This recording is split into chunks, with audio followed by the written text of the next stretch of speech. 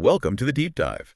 This is where we take the sources you give us, could be articles, research notes, whatever, and really pull out the key insights, the important stuff, just for you. That's right. We're here to sort of guide you through the material, help you get informed on what the sources themselves are saying. We don't add our own take, we just unpack what's there. And today's material is definitely, well, it's something. We're diving into excerpts from Rulers of Evil by F. Tupper Saucy. The preface itself calls the investigation in this book potentially unprecedented, based on amazing legwork into the powers that be. Yeah, it sets a high bar. So our mission here is pretty straightforward. Explore the history, the power dynamics, the whole world as this specific book presents it. We're going to unpack its claims about hidden influences, symbols, maybe even orchestrated history, sticking strictly to what's in these pages. Okay, sounds like quite a journey. Let's start unpacking this. The source kicks off with the author, F. Tupper Saucy, and his own story, which seems, well, pretty crucial to how this whole investigation began. Absolutely. The preface lays it out.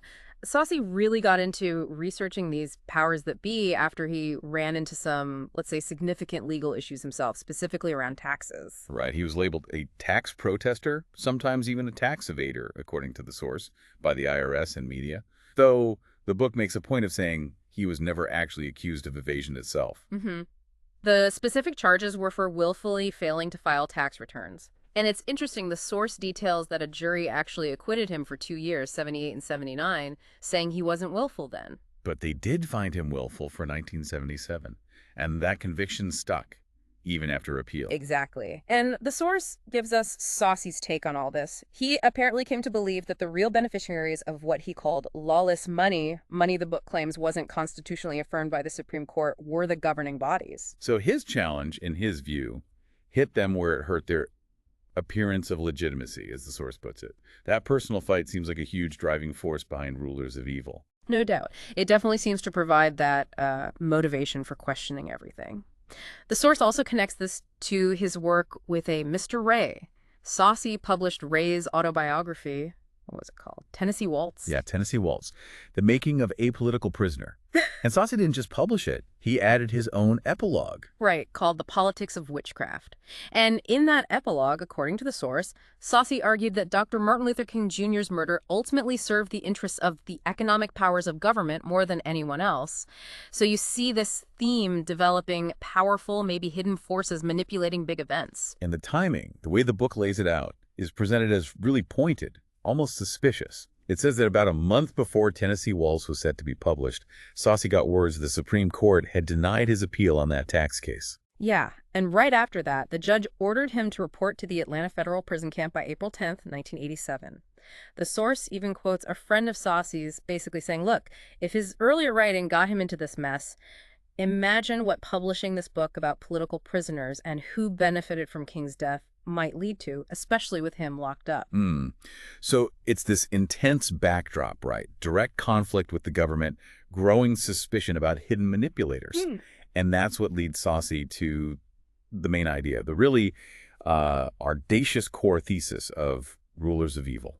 It is audacious. The book flat out claims there's a small, powerful group effectively running the world. And this is the twist, right? The book insists you can't just call it a conspiracy. Exactly. Why not? Because, the book argues, this group identifies itself openly. It's not hiding. It's supposedly right there, visible in signs and mottos on public monuments. So the whole point of the book is to show you this evidence, this open secret language that's allegedly been there all along. That's the core claim it sets out to prove. It's less about uncovering secrets and more about learning to read the signs that are, according to the book, in plain sight for anyone who knows how. And the preface makes this big promise: engage with this evidence, see it all, and it'll give you a completely new worldview based on stuff the book claims has never been put together quite like this before. Quite a hook. It absolutely is. And the book jumps right into presenting this evidence, starting with some pretty direct allegations about Roman Catholic leaders having deep historical influence on American domestic policy. Okay, let's get into that. One of the first things the source cites is the 1992 World Almanac of U.S. Politics. And according to the book's reading of that almanac, it claimed that back then, virtually no arena of federal legislative activity was not directly controlled by Roman Catholic leaders. Yeah, that's a strong claim. And it doesn't just leave it there, it names names. People holding top jobs in Congress at the time, Senate Majority Leader George Mitchell, Speaker Tom Foley, key senators like Christopher Dodd, Patrick Leahy. The book lists them and identifies them as Roman Catholic leaders, supposedly exercising this control based on its interpretation of that almanac. And the book tries to connect this alleged influence back to directives from the Church itself, specifically referencing Vatican Council II and its 1964 document, the Constitution on the Church. Right. The source claims this document actually instructs Catholic politicians to use their secular positions to advance Catholicism. It quotes a part calling on laypersons to expend all their energy for the growth of the Church. So the source presents that as a kind of mandate for Catholics in government to actively work for the Church's interests through their secular roles. That's exactly how it's framed, setting the stage for these claims about pervasive influence in U.S. politics. And then the book takes this idea way back, right to the physical founding of Washington, D.C. It makes this striking claim that initially, within the city's original boundaries, the only two houses belonged to Roman Catholics. Yeah, pretty specific. One belonged to Robert Brent, who became D.C.'s very first mayor. The other belonged to Notley Young, who the source identifies as Brent's brother-in-law and a Jesuit priest. Huh. And it also mentions Daniel Carroll, another Catholic congressman who signed both the Articles of Confederation and the Constitution. Mm-hmm. And the source draws a specific conclusion from this geography and history. It argues that the placement of papal representation using that ancient Roman title, Pontifex Maximus, relative to the White House and the Capitol, isn't accidental. It's supposedly designed for closer supervision of American government, of public policy. Supervision administered through these Catholic laypersons in government. That's the argument. And then it makes this huge leap, connecting it back to ancient Rome. Right, the imperium idea. Exactly. The book claims this setup is basically the same structure, the same kind of authoritative power that ran pagan Rome, where public servants were also priests governing things like money. It's saying this ancient system of religiously linked governance is somehow continuing in D.C. Wow. Okay, that definitely sets the stage for talking about the group the book puts at the center of all this. Right. The Society of Jesus, the Jesuits. Right. The source notes the name Jesuit wasn't their own initially. It came from outsiders around 1559. And it makes this sort of speculative link to the Jesuits in the Bible, Numbers 26.44, progeny of Jezreel. And to give a sense of how the term is often seen, the book looks at dictionary definitions. Yeah, it pulls definitions from Webster's 1828 and a 1986 edition. And the words cited for Jesuit and Jesuitism are, well, pretty negative. Crafty, deceit, hypocrisy, prevarication, casuist, meaning someone using dodgy reasoning on moral issues. And the source uses this to say the language describing them has not repented, suggesting a long-standing negative perception tied to maybe manipulative methods. That's the implication drawn from those definitions, yeah. It's setting a particular tone for how the book views the society. So, to understand them, the book looks at the founder, Ignatius Loyola, and his personal journey. It does. It talks about his spiritual exercises, his transformation, and it notes this interesting mix, how he could apparently charm the wives of important men, get invited to fancy dinners, but chose to beg for food to give to the poor, living very simply. A combination of, social access and extreme personal discipline. Seems to be the picture painted. And the founding of the society itself is framed kind of like a business pitch. Ignatius presents his business plan for a minimal society to Pope Paul III, and it gets approved in 1539. And there's a detail about Pope Paul III himself, Alessandro Farnese. The force connects him to the Medici family through his education in Lorenzo de' Medici's household. Right, and it links the Medicis to huge cultural influence, calling their library the cradle of Western civilization. It also adds that detail about Farnese being nicknamed Cardinal Petticoat, because his sister Julia was Pope Alexander VI's mistress, suggesting, connections to power, maybe questionable dealings as the source presents it. So Ignatius proposes this society to do battle under the banner of the cross, initially limited to 60 members, and they had to take 4 vows. 4 solemn vows, yes. Poverty, chastity, obedience to the church, and then that really distinct 4th vow, special direct obedience to the Pope himself. Okay, and then the source brings up something pretty explosive. The alleged Jesuit oaths. It emphasizes alleged. It does, explicitly. It acknowledges the oath is controversial and disputed. but it still presents parts of it as key to understanding the Jesuit mindset and methods within the book's narrative. And the parts it quotes are intense, Mhm. promising to advance the church's interests, keep secrets, even pretend to be other religions if needed. Yeah, and more dramatically, it includes lines about being willing, if ordered by a superior or the Pope's agent, to extirpate the heretical Protestants' or liberals' doctrines and to destroy all their pretended powers, regal or otherwise. Wow. It even mentions using violence, strangulating cord, the steel of the poignard or the leaden bullet against anyone, regardless of rank if ordered, and signing your name in blood. That's what the quoted text claims, yes. Subscribing the name in blood with a dagger. The source uses this alleged oath to paint a picture of extreme commitment, secrecy, and potential ruthlessness attributed to the society in this specific book's account. So, moving from origins and oaths, the book focuses on a really key historical moment, the Council of Trent, running from 1545 to 1563.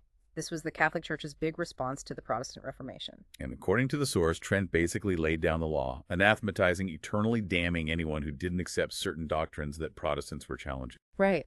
Doctrines, the source points out, Protestants viewed as unscriptural. Things like papal indulgences, confession to a priest being necessary for salvation, the Mass as a literal sacrifice, purgatory, priestly celibacy, praying to saints, venerating relics, using images in worship. The source says Trent issued something like 125 anathemas against Protestant beliefs. That's the number given, yes. 125 condemnations. And here's where the source makes a crucial link to its main argument.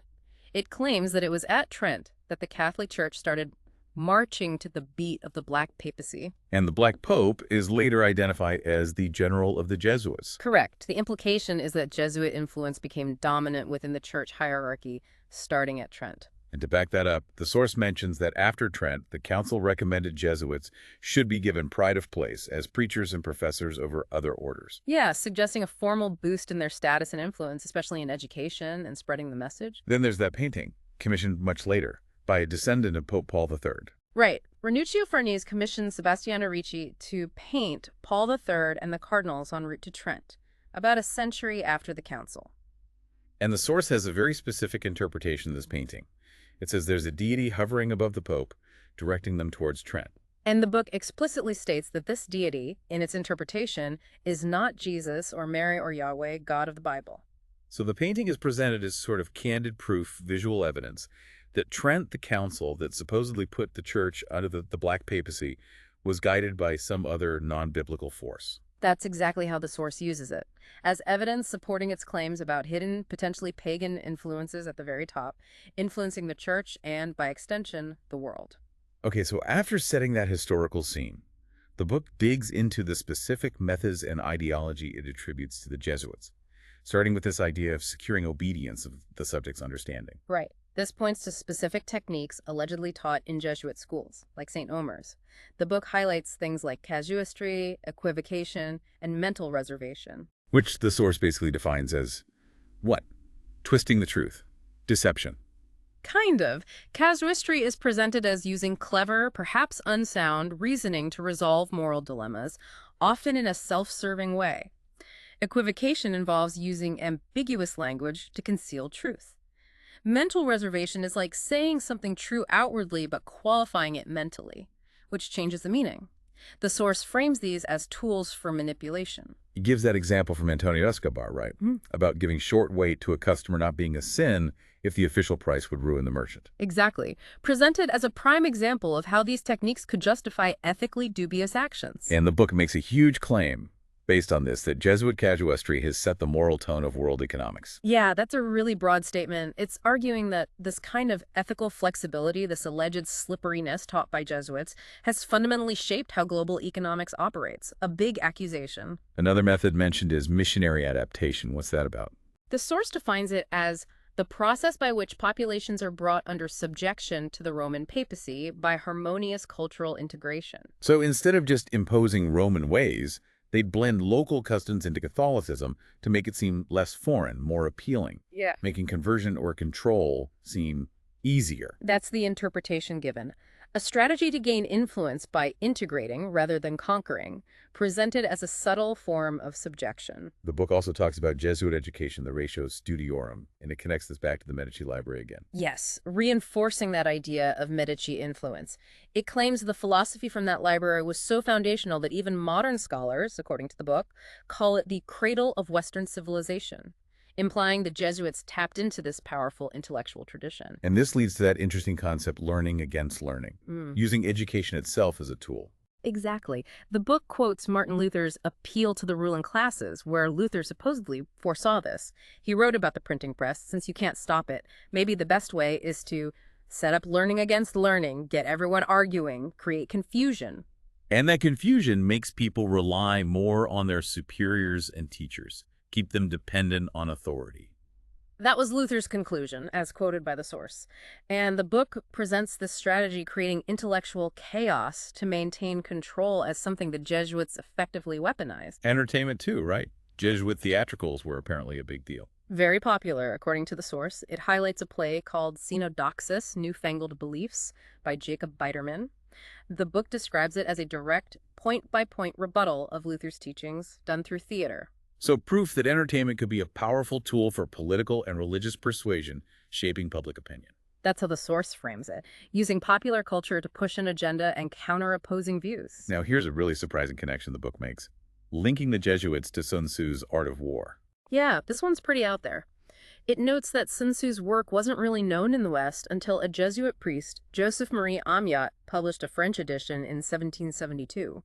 And Amiot wasn't just some translator. He was a Jesuit under strict obedience to the general at the time, Lorenzo Ricci. Right. And based on a comment attributed to another Jesuit spokesman, the source makes this huge leap. It suggests Ricci himself was the real, hidden author behind Amiot's translation of Sun Tzu.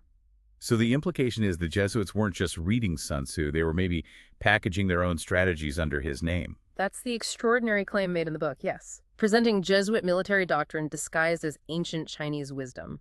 And to illustrate the kind of thinking involved, which the book connects to the Jesuit general, it tells that story about Sun Tzu training the king's concubines. That famous, chilling story. The king is skeptical, gives Sun Tzu 180 concubines, including 2 favorites as captains. Sun Tzu gives commands, they just laugh. He repeats the commands, makes sure they're clear. They laugh again. Right. So Sun Tzu says, okay, commands are clear but not obeyed, now the officers are to blame. And he orders the execution of the 2 favorite concubines. The king freaks out, begs him not to kill them. But Sun Tzu's response, as told in the source, is ice cold. He says, once a general commands an army, he doesn't have to follow the sovereign's orders if it's a military necessity. And he executes the princesses. Jeez. And the source uses this to show the severity that empowers a general to overrule even his sovereign for perfect obedience, a metaphor for Jesuit methods. Exactly. It's presented as illustrating the absolute authority and potential ruthlessness the book attributes to the Jesuit general in orchestrating things behind the scenes. And this kind of absolute obedience and secrecy is key for clandestine operations, which the book claims are almost impossible to document accurately. Right. Notes destroyed, surviving documents may be deliberately misleading. The source quotes Sun Tzu on the clever general's methods, taking cities without fighting, conquering kingdoms without visiting, followers never guessing the real plan, using ruses, not trusting agents completely, using overseers. It's not relying just on strength, but using any useful means. And treating men like stones roll down a hill, just instruments moved by the general's will. Precisely. All these methods from Sun Tzu are implicitly linked in the book's narrative to how the Jesuits allegedly operate. Okay, so with that foundation laid, the history, the alleged influence, the methods the book gets to its biggest, most controversial claim. Its reinterpretation of the American Revolution itself. Yes, this is central.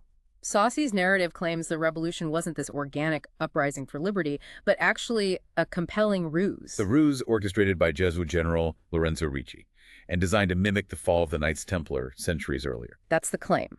The book points to the timing the Jesuit disestablishment, when the order was being suppressed in Europe and by the Pope, happened at the same time as the conflict between Britain and the colonies was heating up, a 17-year overlap. And Ricci's alleged strategy had 2 parts. First, weaken Britain diplomatically. Right.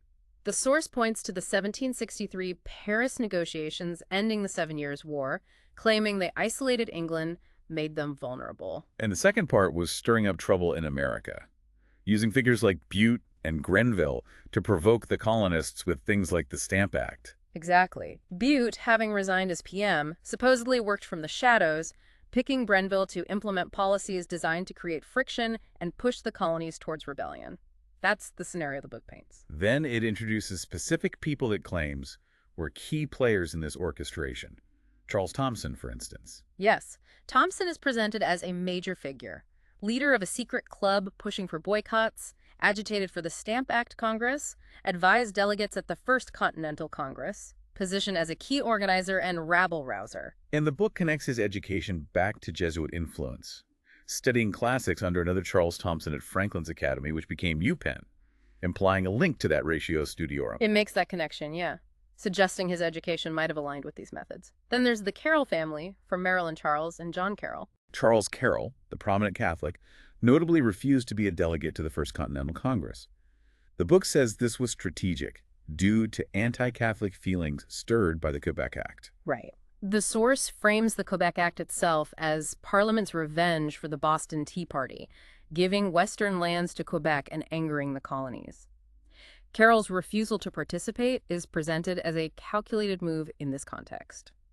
And Charles Carroll traveled in Europe with someone named Sterton, who was supposedly trained in, casuistry, equivocation, and Bellarminian liberation theology. That's what the source claims. This theology, named after Cardinal Bellarmine, is interpreted by the source as a way to justify resisting or overthrowing rulers who oppose church interests. And Sterton was supposedly indoctrinated to obedience of understanding. And they visited Frankfurt, Maine's Rothschild country in 1772. The book speculates this led to British banks cutting credit to America later that year, causing financial hardship. It makes that speculative link, yes, suggesting financial manipulation as part of the plot originating from discussions in that specific region. And John Carroll, Charles's cousin, had an even more direct Jesuit connection. Ordained, took the extreme vow of papal obedience, taught at Liège. All according to the source. And crucially, when he came back to America, he was identified as prefect of the sodality, Which the book defines as a chief organizer of laymen for the promotion of some form of social action. Exactly. And given that title, his Jesuit background, and the vow, the source asks that pointed question. What social action might Ricci have ordained him to organize, if not the American Revolution? It positions John Carroll as a key Jesuit agent organizing revolutionary sentiment. The book even connects his arrival in Maryland to Paul Revere's ride, saying Carroll used his authority as prefect to integrate Maryland Catholics into the revolutionary media and agitation. Yes, claiming he was actively mobilizing Catholics for the cause under this alleged Jesuit direction. What about that request for an American bishop? The source says American Jesuits didn't want one because of anti-bishop feelings here. Right, and the book claims this scare, the fear of a Catholic bishop being imposed, actually helped the revolutionaries by creating common ground between Protestants and Catholics against perceived outside authority. Another manipulation as the source sees it. There's also that sermon by Reverend Simeon Howard in 1773, chosen by the Annapolis Committee. The book interprets it as justifying lethal force against Britain. But claims the justification comes not from Jesus, but from Rome. It quotes Howard urging emulation of Rome, which rose to power through an army of men of property. The source interprets this as Rome commanding violence to preserve the religious state, linking back to that imperium idea. And the book claims John Carroll eventually became the Pope's direct representative in the U.S., citing that court case, Foreign v. Carroll, as proof of his sole episcopal jurisdiction and papal authority over American citizens. It cites that 1798 ruling as legal validation for this claim of direct Vatican influence operating through Carroll. Then there's the interpretation of the dates. July 2nd was when independence was actually resolved. Adams thought that would be the big anniversary. Right. But we celebrate July 4th, the signing. The source connects July 2nd to the Catholic feast of the Visitation of Mary visiting Elizabeth. And argues this date fits with Bellarminian liberation theology and the Magnificat Mary song about putting down the mighty, scattering the proud. Which the source links to biblical rebellion. So July 2nd is framed as the theologically correct day for resolving independence, according to this alleged Roman-influenced plan. Then comes that story about the mysterious stranger on the night of July 4th, cited from Manly P. Hall. Yeah, the story goes that delegates were wavering, scared to sign the declaration. This unknown figure suddenly appears, gives this incredibly inspiring speech filled with holy zeal, and convinces them to sign. And the book speculates this stranger was who? The professor. Right, a figure mentioned in other accounts. And the book makes the absolutely stunning claim that the professor was actually Jesuit General Lorenzo Ricci in disguise. But wasn't Ricci supposed to have died in prison in late 1775? The book addresses that. It notes one source says he died then, but claims the timing is suspicious, aligning with another Pope's death, raising the possibility Ricci's death was faked or misreported, allowing him to operate secretly. And it supports this by comparing the professor's description over 70, fluent in many languages, vast knowledge, with Ricci's known characteristics. Exactly. It argues the descriptions match Ricci's age, 72, and known abilities. This professor allegedly met with a congressional committee led by Franklin and including Washington, giving them advice. That's the claim, invited to be a member and offer counsel. And his big suggestion was adopting the East India Company's 13 stripes banner as the colonial flag. Yes. The source claims the professor suggested this, the committee unanimously approved it, and Washington hoisted it in January 1776. And it links the East India Company back to Jesuits again, through Freemasons led by Lord Petrie, whose family supposedly funded early Jesuit missions. It draws that connection, yes. Suggesting the flag itself has origins tied into this network involving Freemasons and Jesuit patrons. So after all this orchestration, the actual fighting, the revolution we learned about, was just the theatrical war, meant to create national feeling, like in ancient Rome. That's the final part of the claim. The real war was the planning. The bloody battles were theater designed to forge a specific kind of national identity based on sacrifice, echoing Caesarean Rome. Wow, okay. That is quite a reinterpretation of American history. So if this was all orchestrated, how does the book claim this hidden influence is actually revealed? Through symbols, right? Exactly. The next big section focuses on deciphering the symbols embedded in American monuments, seals, things we see all the time, starting with the Great Seal of the United States. Co-designed by Charles Thompson, the guy the book already positioned as a key player. Right. And the source argues the seal isn't just an emblem, it's an embodiment of neo-Gnostic deism, functioning as a Gnostic constitution. Meaning it has hidden layers of meaning, known only to initiates, or God Almighty as the book puts it. Esoteric knowledge encoded in the design. That's the idea, and it starts breaking down the elements. The motto, Annuit Hoeptus. He favors our undertakings. The source claims he isn't God, but Anu, the head deity of Babylonian mythology. Linking the national motto to ancient paganism. What about the Roman numerals, MDCCCLX60s or 1776? Here, the source does some specific math. It takes the 6 distinct Roman numeral letters in that date, D, C, L, X, V, ignoring the M. Their values, 500, 150, 10, 5, 1, add up to 666. 666, the number of the beast from Revelation.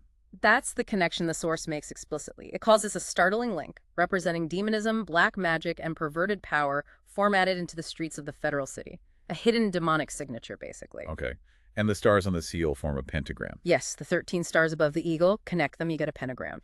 The source links this specifically to Venus, claiming only Venus's orbit creates this pattern relative to Earth over time. And it ties this back to Charles Thompson again, alleging he led a group devoted to Venus, Bacchus, and Apollo. It mentions the Bacchic rites myth Bacchus killed and eaten by Titans, connecting the name to weeping or lamenting. More pagan symbolism embedded. That's the argument. Ancient cultic references hidden in plain sight on the seal. Moving from the seal to the U.S. Capitol building itself, the Statue of Freedom on the dome. The source highlights its installation date, December 6, 1863, with a 47-gun salute, and it calculates this was exactly 47 years after Bishop John Carroll's last full day alive, December 2nd, 1815. So the 47 shots were a deliberate tribute to Carroll, positioning him as central. That's the claim based on the numerical coincidence. Then it interprets the statue itself. It suggests it represents Persephone, or Dea Benigna, the mediatrix, or broadly, the Virgin Mary. And connects this to Pope Pio IX's 1854 doctrine of the Immaculate Conception, where Mary was decreed set over all by God himself. Yes, and the statue's placement under the deified Washington in the dome fresco, between him and the public below, is seen as a visual depiction of Mary being set over all, linking the Capitol's crowning statue to Catholic doctrine. What about that fresco inside, the apotheosis of Washington? The source calls it Washington's secular version of the canonization of Ignatius Loyola, and notes that tourists often say it's like St. Peter's, implying a deliberate parallel with Vatican art and Catholic veneration. Within the fresco, it points to Mercury, next to Robert Morris, the finance guy. Identified by his caduceus, winged sandals, bag of gold clearly linked to commerce, but the source emphasizes Mercury's other roles: psychopomp, guide to the underworld, trickster, patron of deceivers and thieves. And claims Mercury's role in the fresco symbolism is to deceive souls into Hades. That's the chilling interpretation offered.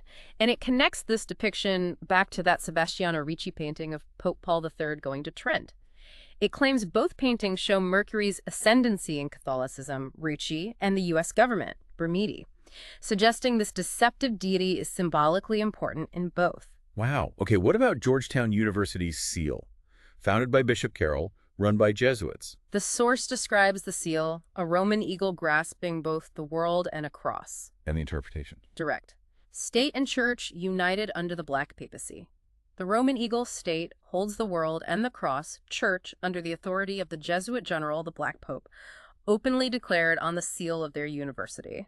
And finally, it mentions an Anu signature, supposedly found in the stonework of the Supreme Court building. Yes, though it doesn't detail how it's found, but it interprets its meaning. That American justice gets vengeance, at least sevenfold, not because it's corrupt, but because it inherited Cain's divine empowerment to do so. Linking the highest court directly to Cain from the Bible. Exactly. Which brings us neatly to the underlying theological framework the book uses to explain the origin and nature of all this power. Right. It all seems to circle back to this interpretation of the story of Cain in Genesis. Very much so. The source argues that secular government itself stems from what happened after Cain killed Abel, specifically that line in Genesis 4.15, "The Lord set a mark upon Cain." The book claims this wasn't just a mark, but God putting Cain under oath. Yes. An oath visibly represented by government insignia, flags, seals, badges. These are symbols of God's covenant with Cain for ruling evildoers. A totally different covenant than the one with Abraham, who was obedient. And after getting this mark, Cain builds a city named Enoch. The book claims this city became Unuk, known for its sudden appearance and advanced culture. It makes that connection, yeah. And further links it by saying Sargon the Magnificent, from that area, was later called King Cain, claiming Sargon literally means King Cain, establishing this ancient lineage of rule originating from Cain. This leads to the idea of the two ministries governing the world. Right. First, the ministry of condemnation. According to the source, this is directed by Satan. Its purpose: to administer justice among sinners, use law and punishment to restrain evil, and ultimately keep people from outright blasphemy. So it's necessary in this view, because some people can't be governed by love or reason.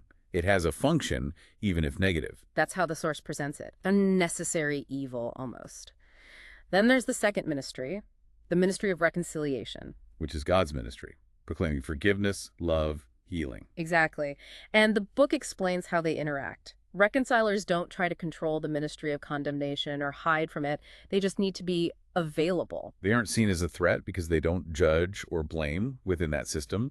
They're wise as serpents and innocent as doves. That's the idea. They operate on a different level. Yeah. The book gives that odd anecdote about the Jesuit confessor in Rome who heard confessions in Italian but didn't understand the language. And the source calls that true reconciliation because he performed the act without judgment, even though it was technically heretical. Kind of a strange example, but yeah, that's how it's used to illustrate the point reconciliation detached from condemnation. So where does Rome fit into this framework? The source claims Rome is the spiritual heir of Cain and the incarnation of the satanic spirit. It shares the purpose of the ministry of condemnation, teaching people not to blaspheme and sometimes destroying those given over to judgment.